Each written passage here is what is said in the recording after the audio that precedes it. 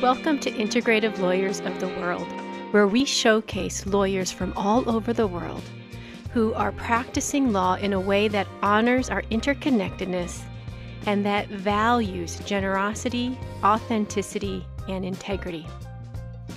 And lawyers who believe that we play a role, and individuals in the legal profession play a role in the healing of the world. Hi, I'm Carrie Raleigh, and our guest this episode is MariaClaudia Perego. Claudia is a integrative and collaborative lawyer, a civil and commercial mediator. She trains other lawyers on mediation and on integrative law, and she wrote a book on conflict resolution. I'll have her share the name with you because it's a beautiful Italian name, and every time I say it, I do not give it justice. The English translation is From Contention to Understanding. I hope you enjoy our episode. To find other episodes, go to www.integrativelaw.com. Hi, Claudia. How are you? Hi, Carrie. Nice to be here with you today. It is so nice to have you with us. And you are coming, or we are joining you via Zoom in Italy. Where in Italy do you live? I live very close to Milan, in a country area. So I can enjoy very nice time with animals and trees and flowers. And at the same time, I can reach Milan very quickly. Oh, it sounds beautiful. I am so happy to have you joining us. Why don't we start? Can you tell us a little bit about your legal practice and your views on legal professionals? Wow. What can I say? I'm coming from a family of lawyers. My father is a lawyer. My grandfather was a lawyer. My great-grandfather was a lawyer. And my great-great-grandfather was a judge. Oh my goodness. So, yeah. What I am realizing is that I'm at a certain point of my study, I felt that giving the client just legal advice was not enough for me. And this is why I started a new career, a different career. And, I began my study in mediation, negotiation, facilitation, and all these things. Putting together also holistic research, my personal holistic research about, I'm not sure if it's a correct English term, but family constellation, Bert Hellinger, okay, because I love study dynamics between person in the relationship and in the family. And so now I'm approaching my practice, putting all these things together like a little, like a puzzle. So legal things and also holistic part, and I can put them together and give to my client when I can, when it's possible, a different approach, and help them to work on the conflict with a different vision. What would be the different vision? That a conflict, it's not a problem, but it's an opportunity. I see. That's the core. Mm-hmm. And that's a huge shift, because when you see it as a problem, all of a sudden you go from being, if it's a problem that you have to conquer, you get in defensive mode. You almost put the fist up. If you see it as an opportunity, you can see the fist kind of drop, the fighting stance kind of drop. Open yourself. You can work together with the other part, and you can, I don't know, approach also the emotional part in a different way and say, I feel the frustration in this moment. Why? Where in my body? Where is the frustration? And I can start speaking with this feeling. Yeah. And it's one thing to get that intellectually a lot of times, intellectually I can see conflict as an opportunity. You can see it as it gives you clues as to areas that you can improve on. But you said that it takes a lot of emotional work too, because I'm sure I'm not the only one where you can have something intellectually, you understand the concept in your mind. But if you're feeling you're being attacked or if you're in a conflict, your emotions can take over. It's like, okay, mind, you can be quiet now. I need to, protect myself. So how do you help your clients deal with the emotional side? Okay, I use a verb. It's to align. To align? Or to be aligned. Okay. Okay. This is what I'm looking for. To be aligned in my heart, in my body, and with my mind. That's very difficult. Yeah. It's the hard work, even for me. Yeah. But I think that this is the, what can I say,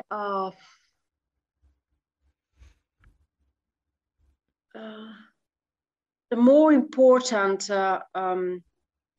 shift we have to do. Yeah. In a conflict situation, in a conflictual situation. And when you say it takes hard work, it's even hard work for you. What are some things that you do personally to keep yourself aligned? Oh, okay. I try to breathe a lot in different ways. So I practice yoga every day. And this is very, very important for me. And another thing is that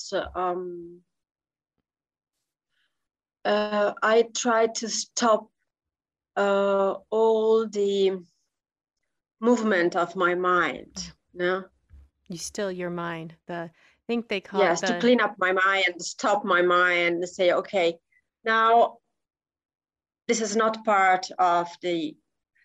Can I say what I'm today, and I'm this moment. I try to stay in the moment. So practicing sometimes mindfulness. It's very difficult, but yeah. Mindfulness, yes, that's the word. Yeah. Okay, thank you. No, you're welcome. And I ask my different guests these questions, even though they're sometimes like the interviews are about the legal professions and the integrative law movement. So why am I asking them what they do in their personal lives to maintain this way? But I think you were saying it earlier that it starts from within ourselves, and it does take work. And it does take practice. So I'm just always curious, what are some of the tools or the actions that other people do to keep themselves aligned? And I guess another reason why I ask the different guests these questions too is sometimes different people out there, they may want to, I guess there's a little bit of for me, I guess there's a little bit of reassurance that, oh, you mean they're not naturally grounded? They're not naturally aligned? Because if you think that, oh, they're just naturally that way, then there's something wrong with me that I'm not, or it's not possible for me to be aligned. But when I hear people say, I work at it, I practice at it, then it becomes something that, oh, I can also do. I can work at it. I can do yoga. I can meditate. Does that make sense? Yes, but in the same time, I'm not sure I understand you perfectly. What I can say is, let me know if what I say is in coherence with what you said. what I feel is that each person has to find his own way to be mindful, to be in a mindful state. Yeah. Okay, to live mindfulness. Mm-hmm. Because for me, it's yoga, it's working with a white candle, and in a silent way with a lot of light, in a silent place, sorry, with a lot of light. But for other people, could be different. Could be Yeah. just have a running in the woods, or doing other things. Yeah. And I also feel very present in perfectly in the moment when I'm with my dogs. They are such great Yeah. animals, dogs. Yes, and they help me so much. Mm. Now they are here, just close to me. Yeah. Two of them are just close to me here, and when I'm working, they are always close to me, and it's great. They help me a lot. Dogs are such a gift to humanity. They really are. They give us love. They give us that grounding, that opportunity just to be mindful and play. As adults, sometimes we forget, or sometimes I forget how to just play with that childlike playfulness. But when I'm with the dogs, I get to play.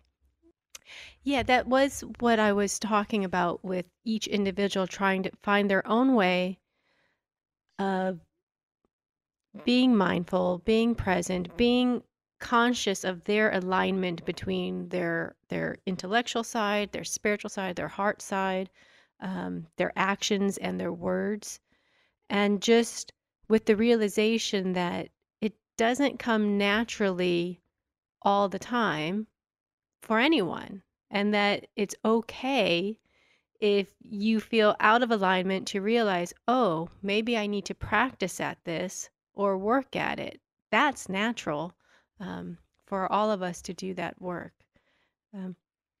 Another thing I do, Hmm. it's I have 2 or 3 books just close to my bed, and when I wake up in the morning, I open one of them just casually, or I open it and I go through the page, trying to find a sentence or something that can inspire my meditation or my yoga practice. And this is very useful for me. Yeah, I like that idea. And letting your just be open to what sentence jumps out at you. Yeah, And to see, that is that's nice. it. I like that idea. So you do civil and commercial mediations. You work with commercial matters with businesses and things like that. So how do people in the civil and commercial arena respond to this type of approach? Oh, it depends on their way to live business. Because some people doesn't like to speak about emotions and their interior life. Other people is very happy to speak about this and to find a different way to discover agreement. Yeah, it depends. It depends on the situation, on the people involved. There are so many possibilities. Have you? But No, go ahead. what I feel is that when I work with people that it's already working in the sustainability field, they are more prepared to work in a different way with a different approach. Oh, okay. particularly using the conscious contract way Mm-hmm. to find an agreement. Okay, they easily understand how important is to save the relationship Mm. between them. Have The you, business is just a step later. on your website, I saw this statement. It said, where you feel like law is the DNA in our society. Mm-hmm. Can you explain that a little bit? Okay, in English. Our relationships with other people are built on rules. Hmm. We make these rules. In the society, rules must be written and clear for everyone to discipline our relationship. When you have a fabric, no? Mm-hmm. It's the part that sustain all the embroidery of the fabrics. I see. Okay, so if you don't have this part, you can't work on the fabrics. We have basic rules to work on, to live in the same place, to build our relationship and to in the everyday life. Yeah. And we do, and we need those rules in order to share the space and for all of us to thrive. We need those rules on how we can do this. And the law helps provide the foundation for those rules and the understanding of how we can share this planet and thrive. Yeah, Okay. Yeah, that's it. that That's the does make point. sense. It does. It Thank you. does. Oh, no, thank you. It does serve a vital function. You know, one of the beliefs we have at Integrative Lawyers of the World is that legal professionals have a role in society as peacemakers, change makers, or as people who contribute to the healing in the world. How do you see legal professionals like serving these roles? Like as change makers, you're being a change maker. We didn't get to this yet, but I will ask you later on how you are giving trainings on integrative law movement in Italy. You're writing a book on spreading the message. So that to me is a change maker. Um, so how, in your view or your opinion, how do you see lawyers can serve society as being peacemakers, change makers, or healers in the world? First of all, working on their self and working on their awareness and trying to bring awareness in the society. I think this is the main point.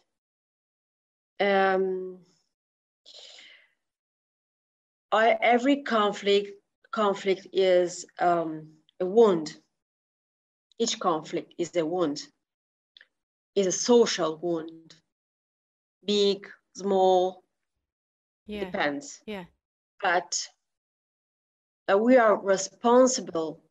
We have the responsibility to explain to our client how it's important to take care of this wound and help them to heal it. yes, I see that.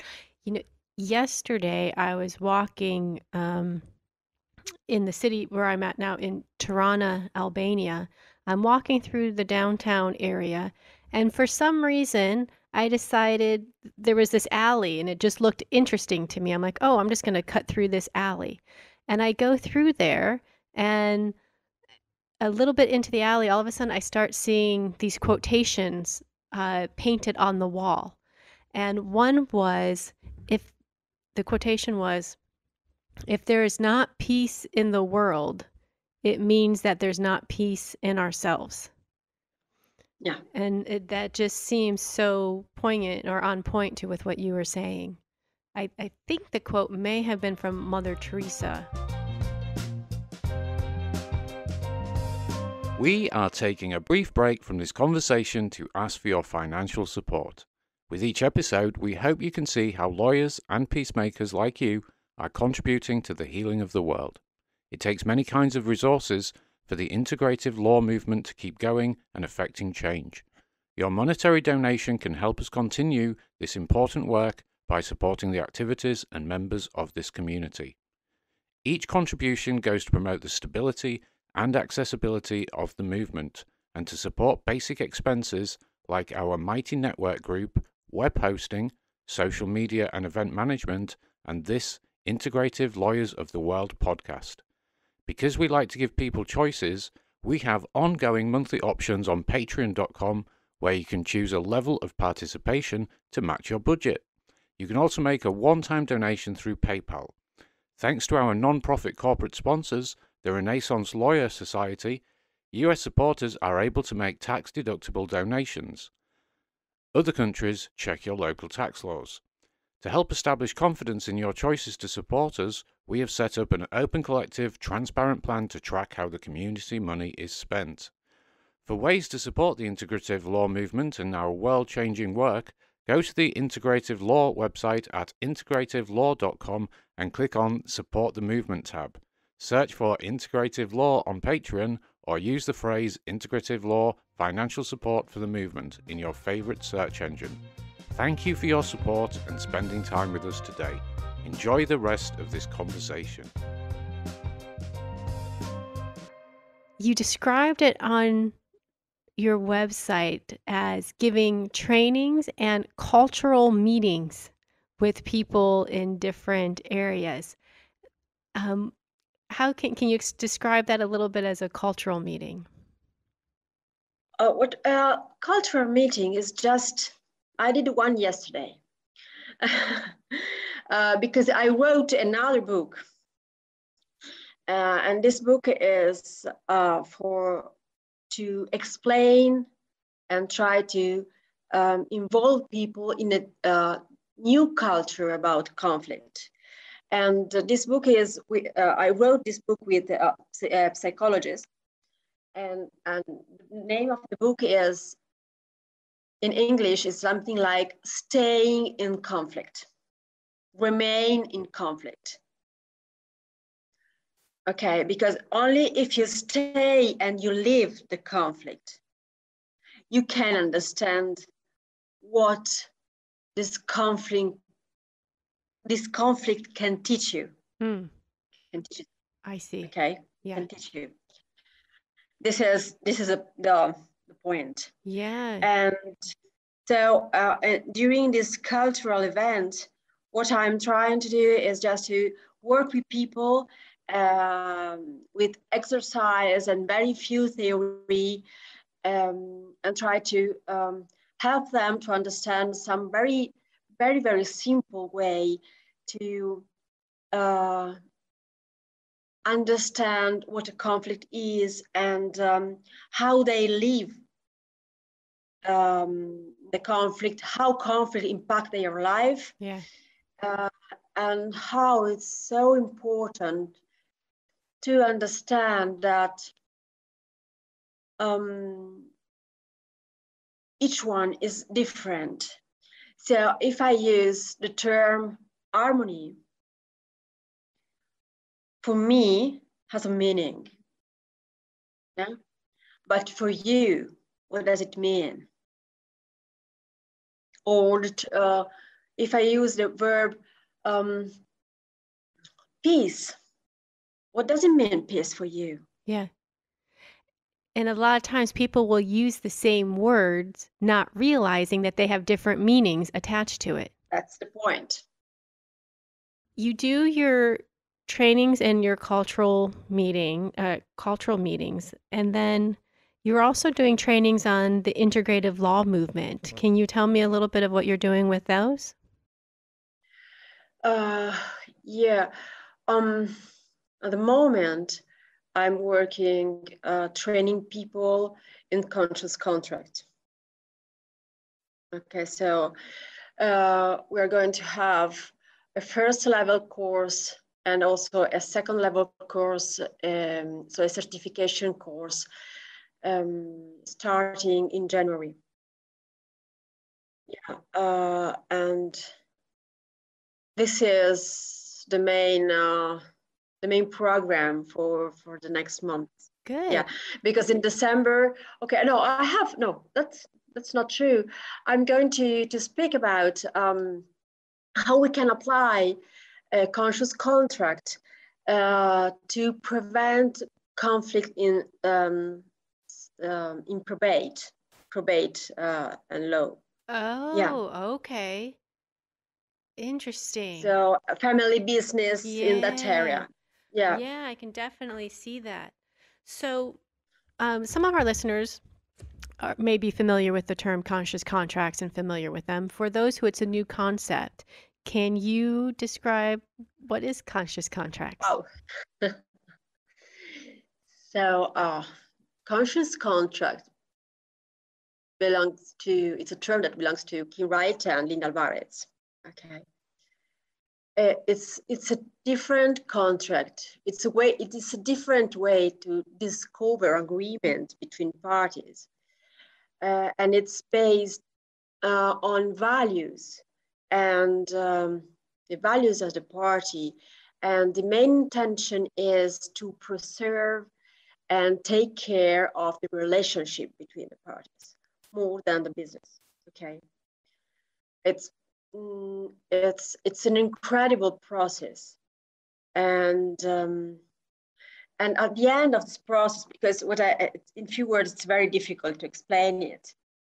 You have a very nice document that it's not only a contract, but it's also a visual contract. It's something very nice that you can see, and the parties can go through it, and they don't have to ask a lawyer to translate it for them, because the contract is part of their life. No? And then they have to work on it every day, to work with it every day. So must be written in a very simple language, and it has to be very nice to see. Also, they have to take pleasure in go through their contract and to approach to this. And during the process, they go very deep into their relationship, and they try to find an alignment and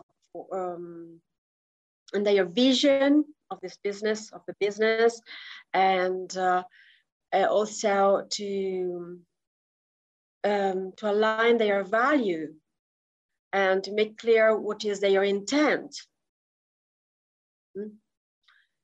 And also, they will plan a way to manage conflict and difficult situation, difficult communication, so they feel safe. Okay. And so it's really taking the time for the parties to understand each other, understand their values, and build those into the contract, which will serve as the roadmap or the foundation for their business or whatever venture that they're contracting for. So we are planning trainings to help to promote this work and to improve conscious contract also in Italy. As we continue with this, what does integrative law or being an integrative lawyer mean for you? It's part of my life, because when I work in the integrative law world, I feel very well. I feel at home. Yeah, it's this. I feel at home. That just such a strong, calming, and peaceful statement all at once. I feel at home. Well, With all your, I know you're doing the trainings, and when we talked about before starting, we asked, what is your intention with this? And it was uh, to support and spread the integrative law movement. Why do you think that's important to do? Because our society is so painful, it's so full of pain. When you continuously think at a conflict and you see a situation for a very bad point of view, and you can see your life, it's not going in the right way, and you feel that people is I don't know, it's, how can I say, they're not able to see opportunity in conflict. Conflict are problems and problems. Yeah. And I would like them to see that a conflict can be a way to learn new skills. Mm-hmm. So when you say there's opportunity in conflict, one of the place where there's an opportunity is to learn new skills. New skills to know better yourself, to improve the relationship with the other person. Yeah. Many things. Mm-hmm. Yeah, that's good. So let's talk about your two books. The one, I'll have you say their names in Italian because I practiced before starting, and it's not. Dalla Contesa all'Intesa. Dalla Contesa all'Intesa. Intesa, yes. And I wrote it with Mario Dotti. He is a mediator and a lawyer. And this book is about, we try to explain in a very funny way what mediation is, but it's a book just for lawyers, giving them some skills. And it's very, let's say, it's very small book, so without lawyers can bring it in their pocket. Good, a pocketbook. Yes, and go through it sometimes when they need it.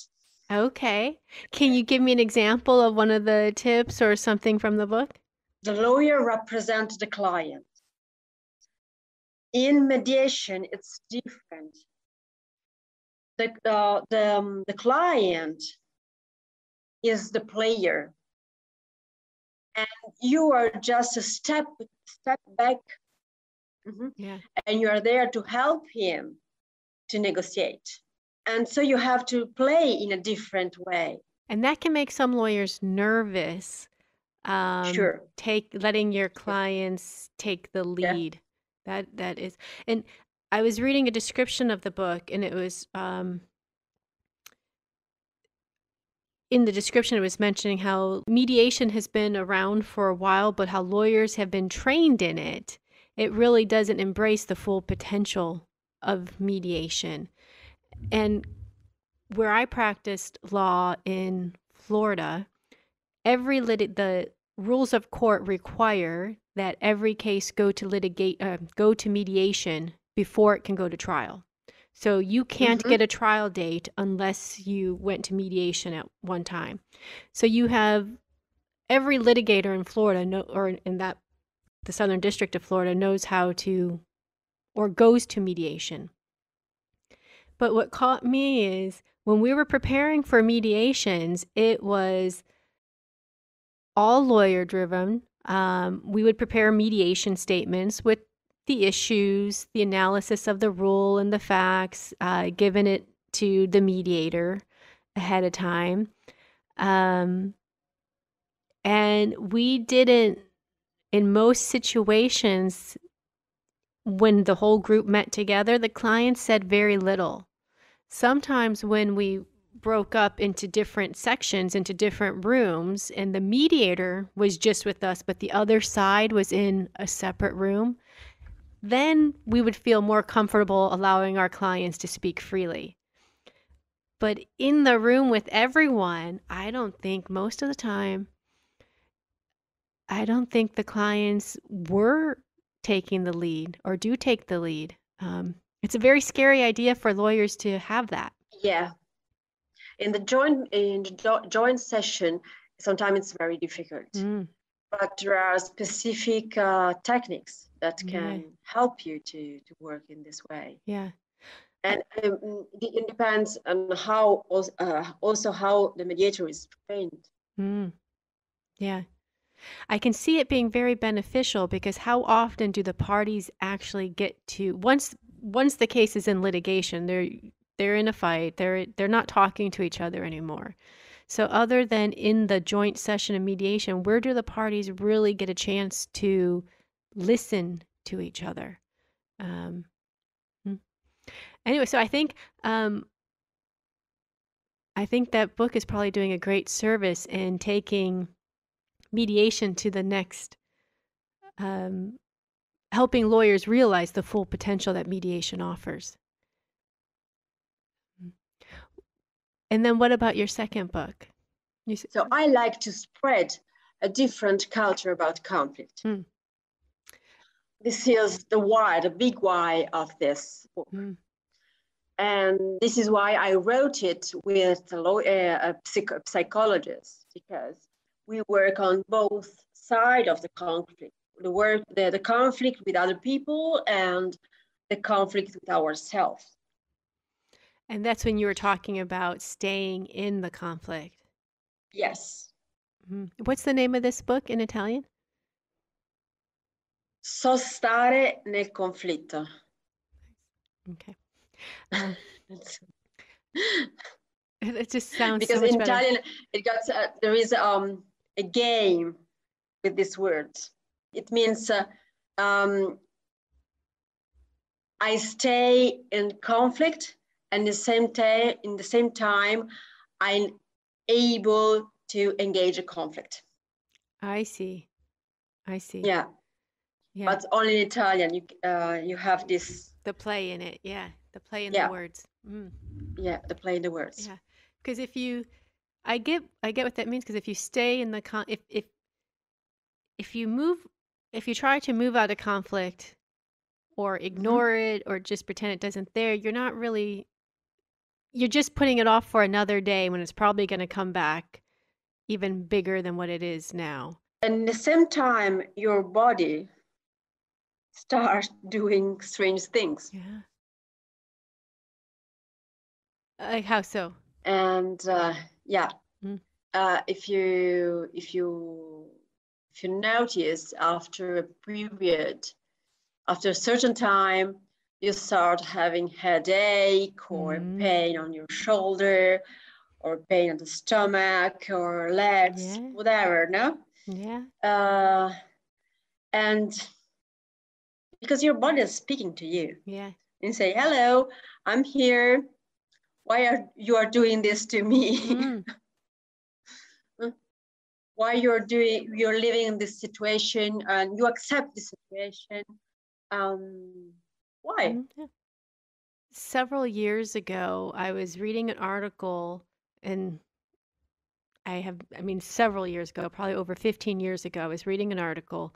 Don't remember the name or the author, but it was about personal injury law, that while the litigation was pending, it delayed someone's recovery, their full recovery of their physical injuries. And that even if just the toxicity or the experience of the litigation kept physical pain in their bodies. And even if the plaintiff lost the lawsuit or lost the trial, when the trial was over and the experience was over, a lot of their physical symptoms got better. And it had nothing to do, people weren't pretending one way or the other. They weren't, faking their symptoms during the lawsuit. They did have them and they were experiencing them. But the experience of the litigation and the tension exacerbated the symptoms, so that even if they lost at trial, they still physically were able to begin to heal. And I just remember thinking, that just shows the huge effect of what this litigation has on one's health. It seems like that's what you were kind of saying, how conflict it embodies not just your business or your transaction, but being in it your physical body will start to experience the conflict as well. Yeah. One last thing. On your website, I love your website, by the way. You had mentioned where part of your new approach that you follow with your clients is you first meet them at the human level, and then you work on the actual legal issues. And I think you explained it as, at the human level, the right to be welcomed, the right to be listened to, and the right to understand. And then once you do all that, then you can talk about the actual legal issues. Reading that, I read it and I was really impressed by it. And I was wondering how the effect on you as a lawyer for taking that approach, as opposed to just focusing solely on the legal issues. This is my vision. What you said, it's my vision of my job, my profession, my legal profession. And the problem is sometimes be able to bring it in the everyday work. Yeah. Because sometimes you have no time to do all these things, or just we are too much in a hurry, and the client is too much in a hurry. And we also have so many problems in everyday life that it's going to be hard to really do work in this way. What I'm planning in 2 years is just to rebuild my law practice, also physically, and change it. Because I think that a traditional law form has not the right environmental system for this approach. I see. How would you redesign your the physical side of your law office?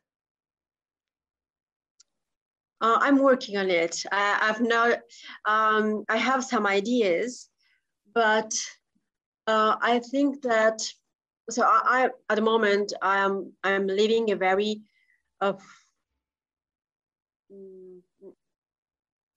particular moment, and so many things are changing in my life personally, and it's just like I'm in a waiting moment. I'm studying, I'm putting down ideas, but what I feel is that I need a different place to work. Not sure what does it mean now. Yeah. Could be in a few months I can say to you, but what I feel is that has to be comfortable, very comfortable for me and for the client, and it's a very embracing energy. Yeah. You know what it might be? Like, you know how you have your books at the side of your bed and you open it up and you see what words jump out at you? I bet while you're in this transition or you're in this waiting phase, some things will jump out at you. Oh, I want that for my office, and I want that for my office. It will come to you. That would be nice to see. Thank you. Yeah, I think we have to I just have to wait. This is a moment for I can say what I'm doing is just trying to close some projects and to clean up my agenda and and reset many things. Yes, I can understand that. Yes. Good. Do you have anything else you would like to talk about before we go? Yeah, one. Okay, good. It's about a part of my site too. It's dedicated to my articles because what I feel important is also to let people know that human dynamics are well known from us, even from the ancient ancient Greece. That's right. Because in mythology, in Greek mythology, we can find a lot of, can I say, images and archetypes of how we behave in our everyday lives. And this is a very important part of my research. I stopped for more or less 1 year to write an article on this because with COVID, my heart and my head was so confused that I was not able to work on this. But now I started again, and I think that it's very important because human beings are the same since 2,000 years ago. There's something reassuring about that, and then there's something also a little alarming by that realization that nothing has changed. That's true. Or it could be we change so much in our material life. Yeah. But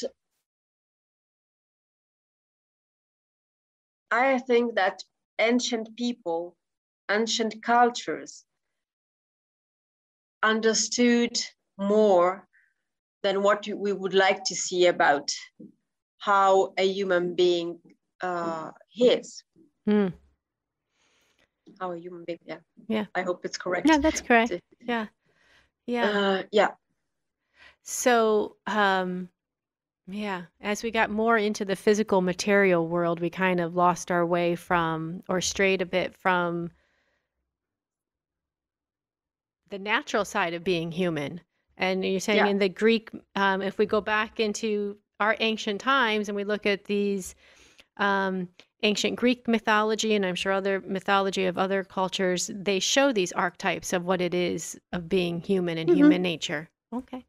And so what, I'm sorry, I interrupted you with my thought, but you were talking about this project and this article.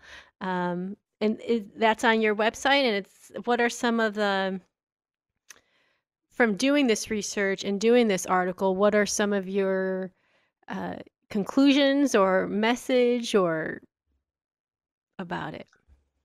Or what did you learn from it? Know yourself and you will know the world. Know yourself and you will know the world. It's not from me, this quote. It's written, it's wrote. No, it's written. Sorry, it's written. It's written on the front part of a temple, a Greek temple. So know yourself, and you are going to know the gods and the universe.